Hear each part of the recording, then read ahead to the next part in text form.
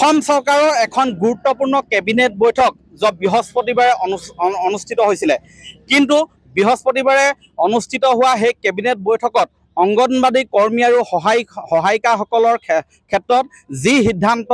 গ্ৰহণ কৰিলে তাৰ তীব্ৰ বিৰোধিতা কৰিছে শিৱসাগৰৰ একাংশ অংগনবাদী কৰ্মী আৰু সহায়িকাই বিশেষকৈ তেওঁলোকৰ দৰমহা তথা মাননি যি মতে বৃদ্ধি কৰিব লাগিছিলে আশা কৰা মতে তেওঁলোকে বৃদ্ধি কৰা নাই বুলি তেওঁলোকে তীব্ৰ ক্ষোভ প্ৰকাশ কৰিছে মুখ্যমন্ত্ৰীয়ে সংবাদমেলযোগে কৰা ঘোষণা অনুসৰি এই অংগনবাদী কৰ্মীসকলৰ 1500 পূৰ্বৰ তুলনাত 1500 টকা বৃদ্ধি কৰা হ'ব বুলি দৰমহা বৃদ্ধি কৰা হ'ব বুলি ঘোষণা কৰিছে কিন্তু এই সিদ্ধান্তক মানি ল'ব বিচৰা নাই বহু সংখ্যক অংগনবাদী কৰ্মী আৰু সহায়িকাই কাৰণ তেওঁলোকে যি প্ৰস্তাৱ দিছিলে সেই প্ৰস্তাৱ অনুসৰি দৰমহা বৃদ্ধি নাই নকৰাৰ সিদ্ধান্ত গ্ৰহণ কৰা বুলি ক্ষোভ প্ৰকাশ কৰিছে মোৰ কাষত আছে বৰ্তমান এইসকল ঐতিহাসিক শিৱদৌলৰ সন্মুখত এনেধৰণে তেওঁলোকে অৱস্থান কৰি ক্ষোভ প্ৰকাশ কৰিব বিচাৰিছে অংগনবাদী কৰ্মী সহায়িকাসকল আছে মই আপোনালোকৰ পৰা জানিব বিচাৰিম কিমান বাঢ়িব লাগিছিলে কিমান বঢ়ালে আচলতে আমাৰটো দাবী বহুতেই আছিলে দাবীলৈ নাযাওঁ কিন্তু যোৱা 2023 চনৰ অক্টোবৰ মাহত আমাৰ মাননীয় সমাজ কল্যাণ বিষয়া আমাৰ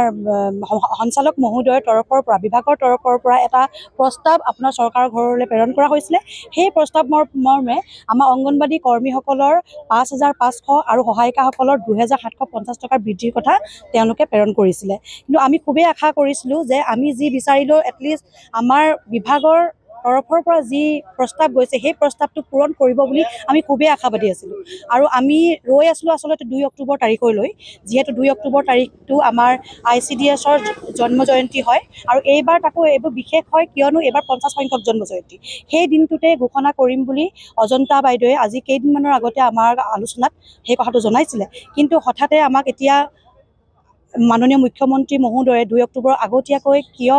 ঘোষণা কৰিলে মাত্ৰ 1500 টকা এটা আমাৰ কৰ্মীসকলৰ বাবে আৰু সহায়িকাসকলৰ বাবে মাত্ৰ 750 টকা আমি আচলতে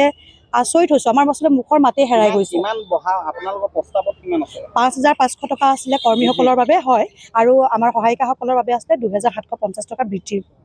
প্ৰস্তাৱ দিয়া হৈছিল এতিয়া কি কৰিব আপোনালোকৰ পৰৱৰ্তী পদক্ষেপ এতিয়া আমি মাত্ৰ অপেক্ষা আমি আন্দোলন কৰিম বা কিবা এনেকুৱা প্ৰতিবাদ কৰিম বুলি আচলতে ওলাই অহা নাই আমি মাত্ৰ অনুৰোধ কৰিছোঁ আমি খুবেই আশাবাদী আমাৰ মাননীয় মুখ্যমন্ত্ৰী মহোদয় কামৰ সলনি এটা মজুৰি এটা মাননি উচিত মাননি দিব বুলি আমাৰ বিশ্বাস আৰু আমি সেই বিশ্বাসটোকে আগত লৈ আমি আমাৰ কামখিনি কৰণীয়খিনি সদায় কৰি যাম আমাৰ যিহেতু আমাৰ দায়বদ্ধতা আছে আমি আমাৰ নিজৰ চুবুৰীটোৰ গোটেই মানুহখিনিৰ হৈ আমি কাম কৰি থাকোঁ সেইখিনি আমাৰ যি দায়বদ্ধ আছে যি দায়িত্ব আছে আমি কৰি যাম সেইটো তেওঁক আমি প্ৰতিশ্ৰুতি দিছোঁ কিন্তু আমিও আশা কৰিছোঁ আমি কাম কৰি যাওঁতে যাতে আমাৰ কোনো অসুবিধা নহয় সেই আমাৰ সুবিধা হোৱাকৈ তেওঁ আমাক আমাৰ মাননি যাতে বৃদ্ধি কৰি দিয়ে কি ক'ব বাইদেউ হয় কালি সিদ্ধান্তমৰ্মে যিটো বৃহস্পতিবাৰে যিটো সিদ্ধান্তমৰ্মে যিটো তেওঁলোকে মানে মাননি আগবঢ়াইছে সেইটো লৈ আমি খুব অসুখী হয় আমি বিচাৰিছোঁ মন্ত্ৰী মহোদয় যাতে আমাক অকণমান চকু বুলি চায় কাৰণ আমাৰ পৰিয়ালবোৰতো চলিবলৈতো লাগিব বহুতখিনি তেওঁ এতিয়া কি সমস্যাৰ সন্মুখীন হয়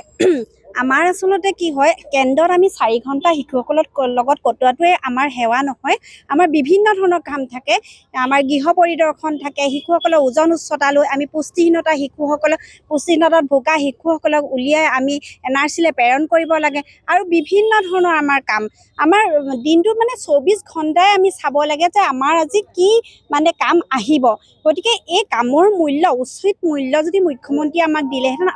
আমি কালি সুখী হ'লোহেঁতেন কিন্তু তেওঁলোকে কালি যিটো সিদ্ধান্ত অকস্মাতে লৈ ঘোষণা কৰিলে আমি অত্যন্ত মৰ্মাহত অত্যন্ত দুখিত হৈছোঁ আৰু মুখ্যমন্ত্ৰী মহোদয়লৈ এই মুহূৰ্তত মই মাত্ৰ অনুৰোধ কৰিব বিচাৰিছোঁ তেওঁ যাতে পুনৰ এই কথাটো বিবেচনা কৰি চায় আৰু আমাৰ কামৰ উচিত মূল্য দি আমাক কৃতাৰ্থ কৰে হয় এনেধৰণে তেওঁলোকে দাবীসমূহ উপস্থাপন কৰিছে তেওঁলোকে আন্দোলনমুখী পৰিৱেশ কিন্তু গঢ়ি তুলিব বিচাৰিব বুলি তেওঁলোকে কোৱা নাই কিন্তু তেওঁলোকক প্ৰাপ্যটো লাগে সেই আহ্বান জনাইছে মুখ্যমন্ত্ৰী ডক্টৰ হিমন্ত বিশ্ব শৰ্মাৰ প্ৰতি অনাগত সময়ত লক্ষণীয় হ'ব এইসকল অংগনবাদী কৰ্মী সহায়িকাৰ যি প্ৰস্তাৱ যি আহ্বান সেই আহ্বান কিমান দূৰ বিবেচনা কৰিব অসম চৰকাৰে আপুনি বিচৰা বাতৰি পাব কেৱল নিউজ 18 এপত নিউজ 18 এপ ডাউনলোড কৰিবলৈ স্ক্যান কৰক এই QR code Google Play Store to pabo a News 18 app.